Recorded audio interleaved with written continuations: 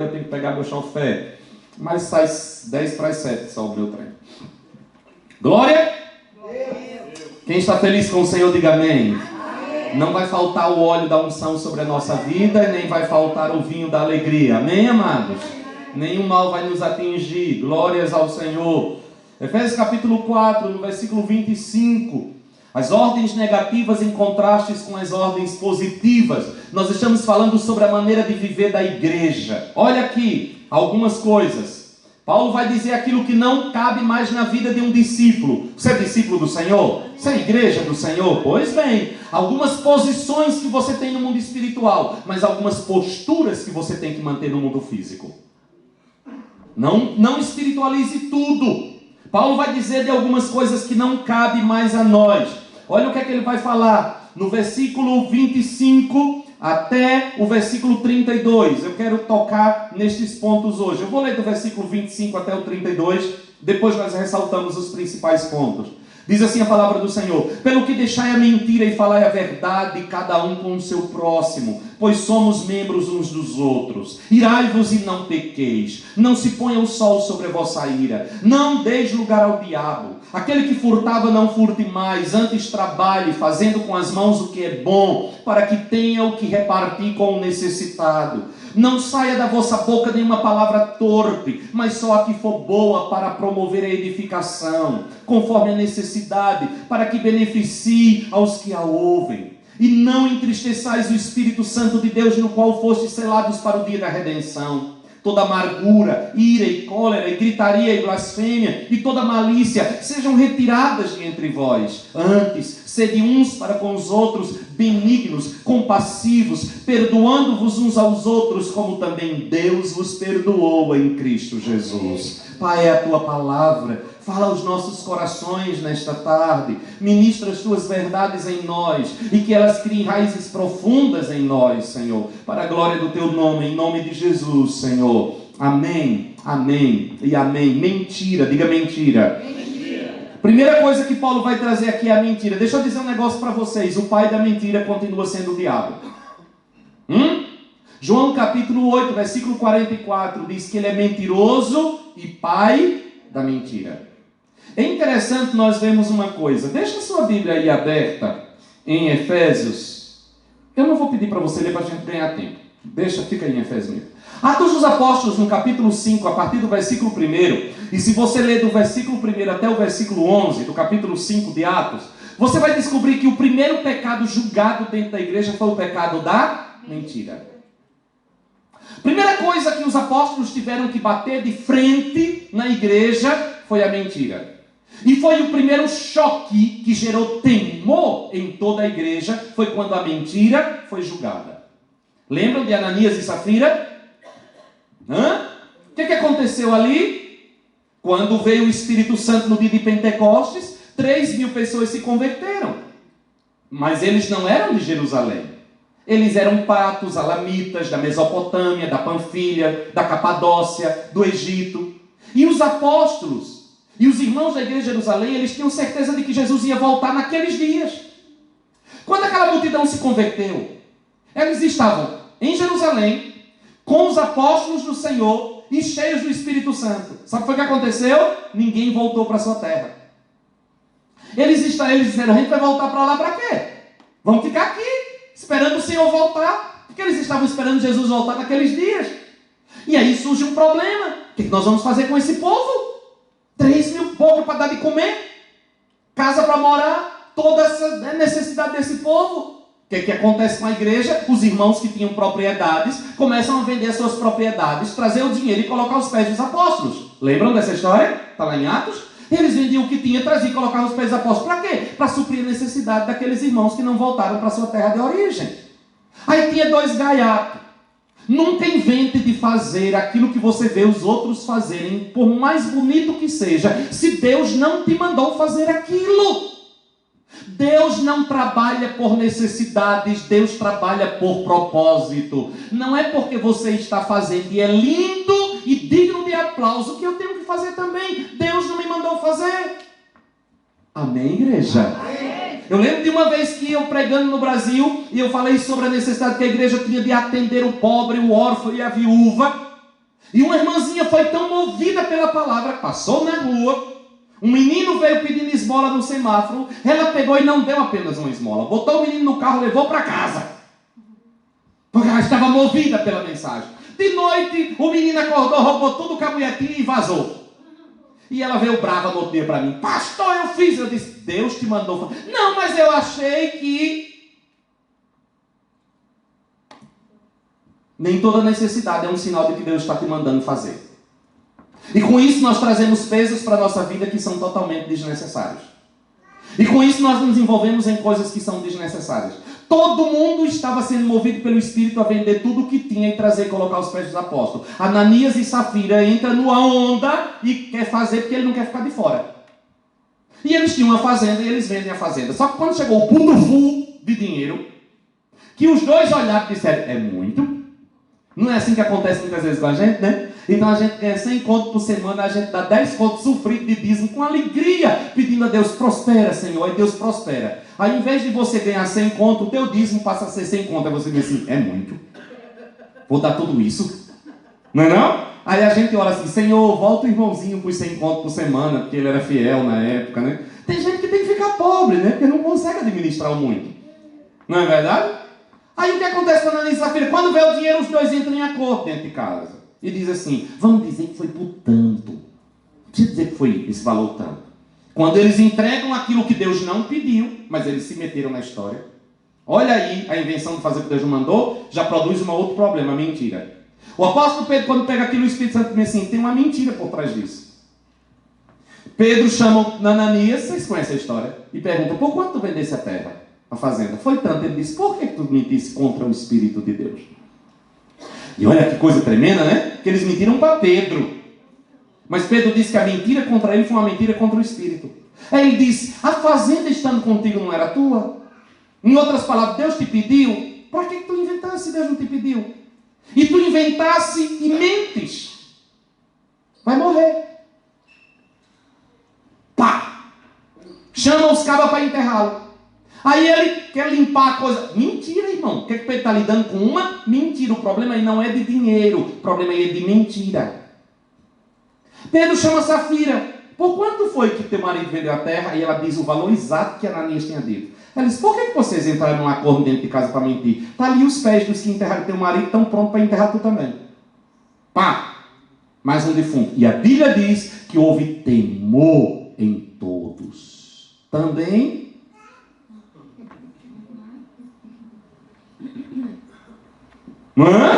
Primeiro pecado julgado na igreja: mentira. Por quê? O pai da mentira é o diabo. Amém, amada igreja? Nós temos que falar, cada um com o outro, a verdade. Irmãos, quanta mentira no nosso arraial. Não sei se vocês já presenciaram isso, mas eu já vi gente contando testemunho de coisas que eu estava na situação. E é mentira. O cara vai lá, Deus curou ele de uma dor de cabeça, ele vai dar um testemunho e diz que Deus curou ele de uma sei lá, um câncer, um nódulo na cabeça. Irmão, era só uma dor de cabeça. Porque dá ibope, né? Que horror. Tem cada coisa. Hein, Luiz? Não lembra da Neide? Coitada da pastora Neide. Ela tinha uma dor numa perna. Ela foi uma dor na perna, foi? Foi numa igreja aí, Deus curou a dorzinha que ela tinha na perna. No outro dia estava no jornal da igreja que ela tinha uma perna mais curta do que a outra, e Deus fez a perna crescer, e todos nós conhecemos dele. Que conversa é essa, né? Dessa perna menor que tu tinha? Mentira, para dar ibope. Mentira. Irmãos, como é que Deus pode estar num negócio desse? Fale cada um de vós a verdade. Deus não precisa do seu acréscimo para ter o seu nome glorificado. Ele se glorifica a si mesmo porque Ele é o Senhor. A Bíblia diz que seja o seu sim, sim, o seu não, não. O que passa disso é de procedência maligna. Cuidado. Outra coisa que ele vai trazer aqui: a ira. Diga ira. Irai-vos e não pequeis, não se ponha o sol sobre a vossa ira. Existe uma ira correta e uma ira errada. O que é a ira correta? Quando você se ira por alguma coisa que provoca a ira de Deus. Deus se ira contra o pecado. Deus se ira contra a injustiça. Existem coisas que são inevitáveis. E aqui tem um outro problema. Quando você deixa a ira criar raízes dentro do seu coração. Alguém fez alguma coisa contra você, é inevitável que você fique irado. Concorda comigo? Ele diz: irai-vos e não pequeis. Há um impulso natural. E quando é que a ira se torna um pecado? Quando eu deixo o sol se pôr sobre ela. Isso é o sentido de quê? Eu cozinho a ira. Aí ela começa a produzir dentro de mim uma raiz de amargura, que começa a contaminar as outras pessoas. Você começa a se transformar numa pessoa azeda. Você começa a se transformar numa pessoa amarga. Sabe o que a ira provoca em você? Desconfiança generalizada. Vocês já devem ter ouvido frase do tipo: eu não confio em ninguém. Isso é resultado de uma ira não tratada. Alguém te feriu, você se irou, mas você não se livrou desse sentimento. Aquilo se tornou um paradigma que começa a definir os valores da tua vida. Não deixe, não cozinhe a ira. Amém, amada igreja? Amém. Não há lugar para a ira no coração da igreja. Vamos andar um pouco. Versículo 28. Olha o que é que ele diz: aquele que furtava não furte mais. E é interessante. Roubo, diga roubo. E eu até escrevi aqui uma coisa. Esse roubo aqui inclui toda sorte de desonestidade, que visa tirar do outro o que lhe pertence. Isso é roubo. O direito do outro, aquilo que é justo para o outro, isso é roubo. Tudo aquilo que você possa fazer para tirar do outro uma coisa que é dele, é roubo. E o apóstolo Paulo está dizendo que isso não pode ter lugar no meio do povo de Deus. E roubo é roubo. Nós temos que acabar com essa história de pecadinho e pecadão. Ou irmãos, assalto a um banco, ou assalto a um vidrinho de produto de limpeza da casa da patroa, é roubo do mesmo jeito. Quem rouba um vidrinho de produto de limpeza, um rolo de papel higiênico, a tentação é grande, um rolo de papel higiênico da casa de um patrão, e quem rouba um banco é ladrão aos olhos do Senhor do mesmo jeito. Se você não é digno de confiança em 1 centavo, você não é digno de confiança em 1 milhão. Porque isso é um problema de caráter. E Paulo está aqui lidando com uma questão de caráter. Não é seu. Amém, amados? Foi no supermercado, passou no caixa, o caixa deu um troco a mais, volta e devolve. Se não é roubo. Ai, olha que Deus me abençoou. Deus o quê? Pastor, olha, o caixa me deu um troco errado. Olha como Deus me abençoa. Ei. No final do dia, aquele funcionário vai ter que cobrir aquele valor do seu salário suado. Volte e devolva. É roubo. Nós temos umas coisas doidas. Nós somos a igreja do Senhor Jesus Cristo de Nazaré. Amém, amados? O corpo de Cristo. Ou nós fazemos a diferença nessa geração, ou de que adianta a gente estar aqui? Ah, você inventou uma história para conseguir uma vaga do trabalho de outra pessoa. É roubo. Ah, você acrescentou num currículo para poder passar na frente de fulano que era melhor do que você. É roubo. Deus não precisa dessas coisas para te abençoar. Ele é soberano para abençoar você em todas as coisas. Amém, mano? Nós temos que tomar muito cuidado com isso. Muito cuidado. E é uma coisa que é interessante, porque o apóstolo Paulo vai dizer assim, olha: aquele que furtava não furte mais, antes trabalhe fazendo com as mãos o que é bom, para que tenha o que repartir com o necessitado. Paulo não manda apenas você trabalhar para que você tenha, mas para que você possa ajudar aquele que necessita. Isso é ser igreja do Senhor Jesus Cristo. A Bíblia diz que nós teremos para dar. Nós emprestaremos e não pediremos emprestado. Como é bom ajudar as pessoas. E não é porque você é bom, não. É porque aquilo que você tem não é totalmente seu. Você sabia que aquilo que você tem não é totalmente seu? Você sabia que você é apenas um mordomo do que Deus te dá? Há uma frase de Deus na Bíblia que é muito difícil da gente viver ela.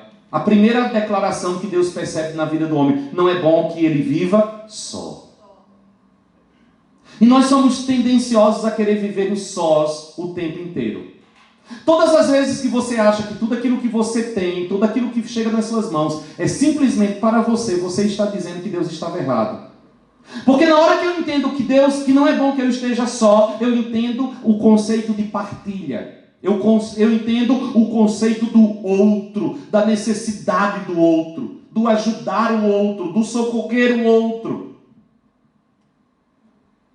Isso faz parte da obra de Deus na igreja do Senhor. Amém, amados? Amém. Então nós vamos trabalhar para termos para nós e para aqueles que precisam. Olha o que é que outra coisa, versículo 29. Não, aí vai lidar com a língua. Não saia da vossa boca nenhuma palavra torpe. A palavra aqui é sapros. Essa palavra era usada para uma árvore ou para frutos podres, peixe podre. É um tipo de palavra que prejudica quem ouve. Não saia da sua boca. Deixa aí, Efésios, vai lá em Provérbios 12, 18. Esse aí eu quero que você guarde na sua Bíblia. Provérbios capítulo 12. Provérbios capítulo 12, versículo 18. Diz assim... Provérbios capítulo 12, versículo 18 diz assim: há alguns cujas palavras são como pontas de espada, mas a língua do sábio é saúde. Você sabia que há palavras que matam mais do que um tiro? Palavras podres, é isso? O que é uma palavra torpe? É podre. Ela prejudica quem ouve, ela prejudica quem recebe. Ô irmãos, nós somos chamados a ser edificadores dos nossos irmãos. Amém, amados? Cuidado com aquilo que sai da sua boca. Um cristão não pode ter uma boca suja.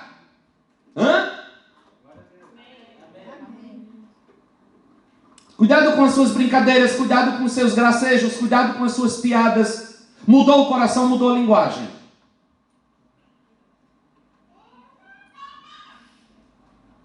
Trabalhe na sua linguagem. Que coisa horrorosa. Quando você está numa reunião de crente e você tem que sair porque teu ouvido não suporta mais aquilo.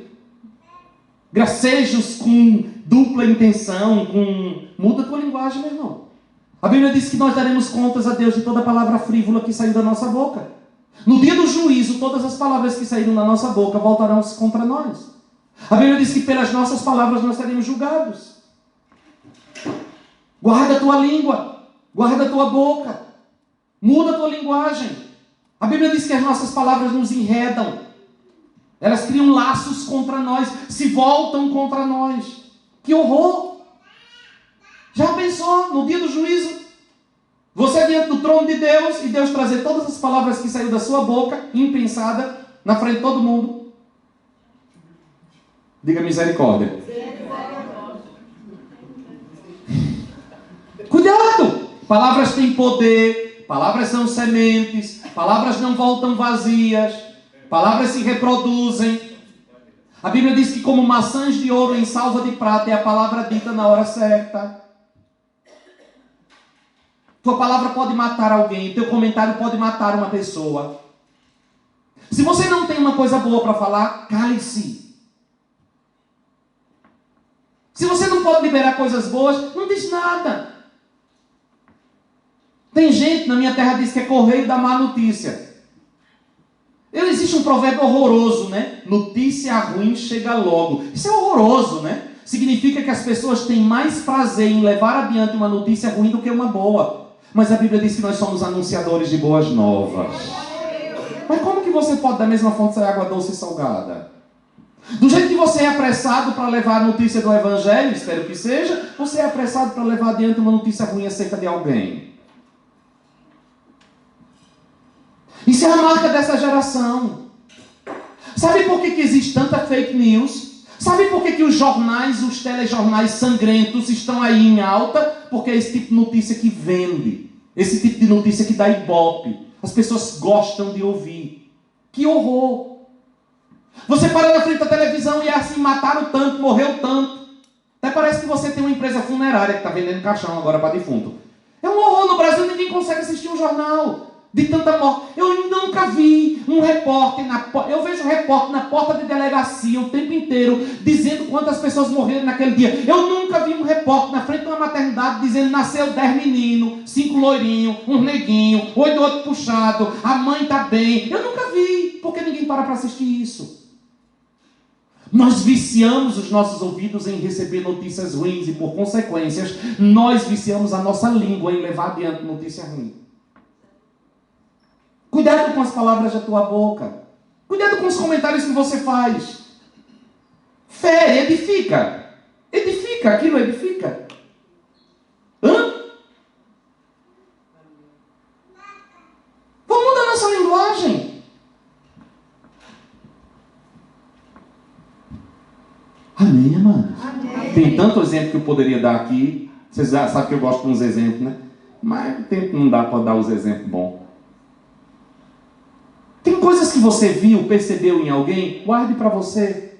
Porque isso é a tua opinião. E eu quero te dizer uma coisa. A tua opinião não diz respeito à pessoa pela quem você tem uma opinião. A tua opinião é tua.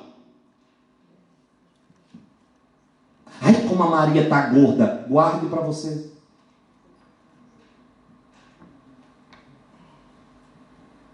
Ai, fulano está feio. Guarde para você. Você é mais feio que ele. É tua opinião. Hã? Necessidade que você tem de dizer.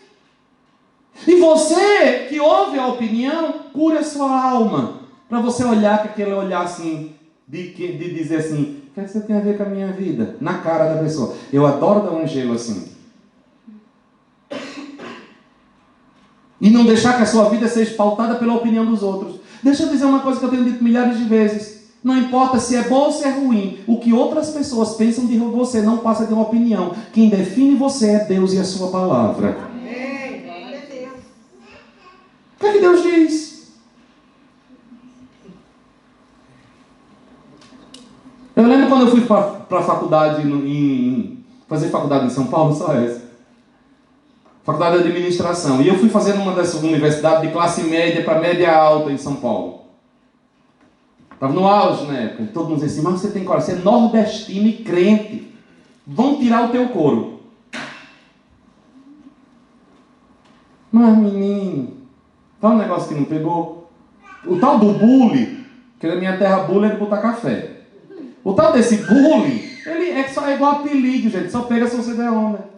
A primeira vez, e aí, baiano? Eu disse, querido, você fugiu da aula de geografia. Pega o mapa para descobrir. Eu nem vou dizer quem nasce na minha terra o que é, porque você não vai saber o que é.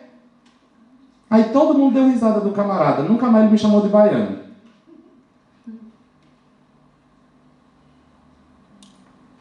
Eu lembro de uma vez, numa segunda-feira, que eu cheguei na escola e tinha um grupinho, na faculdade. Aí tinha um grupinho, imagina, segunda-feira, filhinhos de papai de classe média reunidos, sabe qual é o assunto, né? Quantas pegou durante o final de semana? E todo mundo fazendo a contagem. E eu assim, meu Deus, que esse assunto não chega em mim. Não chega em mim. Quando chegou em mim, eu disse, não, nada. Mas a semana passada eu disse, muito menos. E atrasada, muito menos. Aí quando eu vi que o negócio ia voltar, vai dizer que você é virgem. Aí todo mundo deu risada assim. Aí eu olhei e falei assim, eu sou porque vocês não são? Não acredito. Aí esse cara me olhando assim, ou ele é doido, e ficou todo mundo sem graça. E o feitiço virou contra o feiticeiro. Quando você tem convicção de quem você é, não é o que os outros vão dizer de você que vai abater você. Você está firmado em você mesmo e em Deus. Amém, amado? Amém. E você muda a linguagem. Você inventa a igreja, é um crente em Jesus Cristo, com tudo do mesmo jeito. Outra coisa que Paulo vai falar, amargura. Já falei da amargura. Gente azeda. Ele vai dizer aqui, olha, no versículo 31 e 32, ele diz, toda amargura, ira e cólera e gritaria e blasfêmia, não haja lugar em nós. Amargura. Gente amarga, gente azeda, gente que conserva um azedume, um espírito ressentido que se recusa a ser tratado. Gente que olha a vida pelo lado ruim. Gente que olha tudo pelo lado negativo. Você conhece alguém assim? Gente que azeda você? Aí tem um povo que eu fujo. Azeda tudo. Que horror, não é não? Credo, sai fora. E a Bíblia diz que ele não contamina só ele contamina todo mundo, quem está amargo. Contamina tudo que está à volta. Onde chega, azeda tudo. E aí Paulo vai falar, cólera. É uma fúria sem controle. O que é cólera? É uma fúria sem controle. Não tenha lugar. Gritaria. Eu estou andando para a gente. São coisas que a gente tem batido bastante. Gente descontrolado. Calma, irmão. Quer ganhar tudo no grito. Falta domínio próprio. Foi contrariado, pronto. Isso é gritaria. Discordou de você, pronto. O mundo caiu. Já chuta o balde, já quer se matar, já quer matar todo. Epa! Não, é um negócio de doido. Não tem controle. Vocês, ninguém aqui é assim, não. Blasfêmia. Coisas que Paulo diz que não deve ter. Falar mal dos outros, difamar as pessoas, destruir a reputação das pessoas. Isso não pode ter no nosso meio. Amém, igreja? Amém. Os pentecostais ficam tudo quietinho, né? Vai blasfemar contra os outros. Levar adiante coisa ruim. Malícia. O desejo e a trama do mal contra pessoas. Isso é malícia. Você trama. Você arma pelas costas. Paulo está dizendo que essas coisas não podem ter no meio da igreja do Senhor. Isso fala da minha maneira de viver. É muito bom quando a gente pega a primeira parte de Efésios. Não é não, pastor? Pega a primeira parte de Efésios, toda sorte de bênção, não sei o quê. Agora chegou na parte da gente lidar. E nós aqui embaixo, como é que a gente está lidando? Com as mesmas armas do mundo, plantando as mesmas coisas do mundo, vamos colher a mesma coisa que o mundo colhe.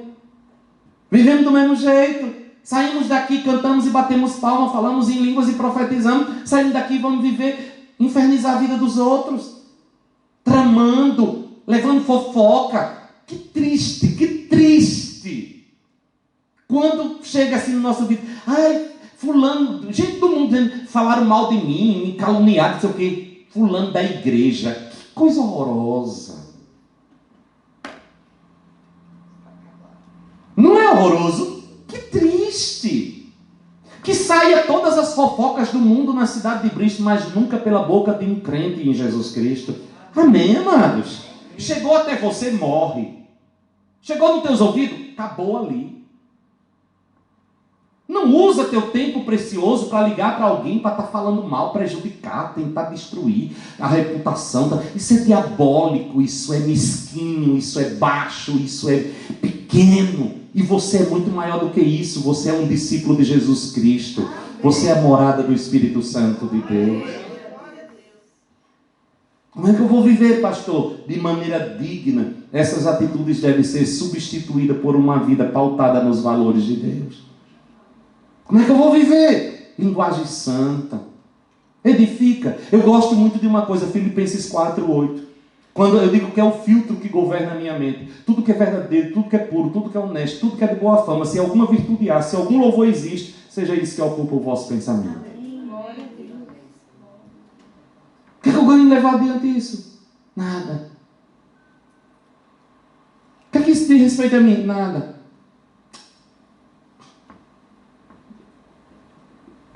Tenho mais um que me ocupar. Nem gosto de levar adiante notícia ruim da vida de ninguém. E se chegar a mim, morre. O povo já não me traz muita coisa, não. Porque tem um medo. Quem sabe que vai levar uma patada bem dada. No mínimo eu vou dizer, o que é que você tem a ver com isso? Quer ajudar? Quando eu cheguei aqui na Inglaterra, vamos ficar de pé, senão eu termino falando a noite todinha. Quando eu cheguei aqui na Inglaterra, o povo tinha mania de levar conversa para lá e conversa para cá. Aí tinha aquela coisa assim, pastor, é para orar. Aí irmã? Aí eu fiz umas 2 vezes uma coisa que correu na comunidade e morreu. A irmãzinha chegava, ai pastor, o senhor sabe o que está acontecendo, não sei o que com fulana de tal? Irmã, não pastor, não quero, não é fofoca, é para orar. Então vem cá. Pegava a pessoa pelo baixo, pegava a pessoa porque ela vem falando assim, olha fulano, é porque o plano veio agora que me dizer isso e isso de você, a pessoa morria na frente. Pastor, não era para orar? Fui buscar a pessoa de quem você está falando para a gente orar junto. não era para orar, não, era para fofocar mesmo.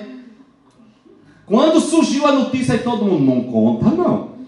Porque se contar, ai, morreu. Porque vocês não sabem como era a coisa, hein, Vanilda? Era terrível, não era não? Mas foi morrendo, meu irmão, cuide da sua vida, guarde a sua boca, seja um discípulo de Jesus de Nazaré. Amém? Feche seus olhos. Pai, nós te louvamos, porque no meio de todas estas lutas, no meio de todas estas tensões, no meio de todas essas batalhas, tu tens levantado um povo que se dispõe a viver o padrão da tua palavra. Pai, eu te agradeço por cada um dos amados que corajosamente subiu ao santuário nesta tarde. Guarda-nos. Que a tua palavra nos instrua, nos ensine, nos proteja, nos faça ter posturas, Senhor, olhando para a nossa vida e olhando para a vida do outro, para que cada dia essa pessoa seja mais abençoada por ti. Eu rogo a tua bênção sobre cada um. Eu rogo a tua proteção sobre cada um. Eu rogo, Senhor, os teus livramentos sobre a vida de cada um, Senhor. E que a nossa semana seja uma semana de paz, de bênção, de prosperidade, de grandes conquistas, de grandes alegrias, Senhor. Em nome de Jesus. Lembrando a tua palavra que diz que o justo não teme mais notícias, Senhor. Nosso coração está firmado em ti. Eu abençoo a tua igreja nesta tarde. Eu rogo a tua bênção, declarando sobre ela, que Yahvé vos abençoe e vos guarde, que Yahvé faça resplandecer o seu rosto sobre vós e tenha misericórdia de vós, que Yahvé sobre vós levante o seu rosto e vos dê shalom, que a graça salvadora de Jesus o Cristo, o amor de Deus, o nosso eterno e soberano Pai, e a presença bendita do Espírito de Deus esteja convosco, com as vossas famílias e com toda a igreja, espalhada na face da terra, hoje e para sempre. Amém, amém e amém. Amém? Deus abençoe. Dê um aplauso ao Senhor, Ele é digno. A Ele a glória. Não precisa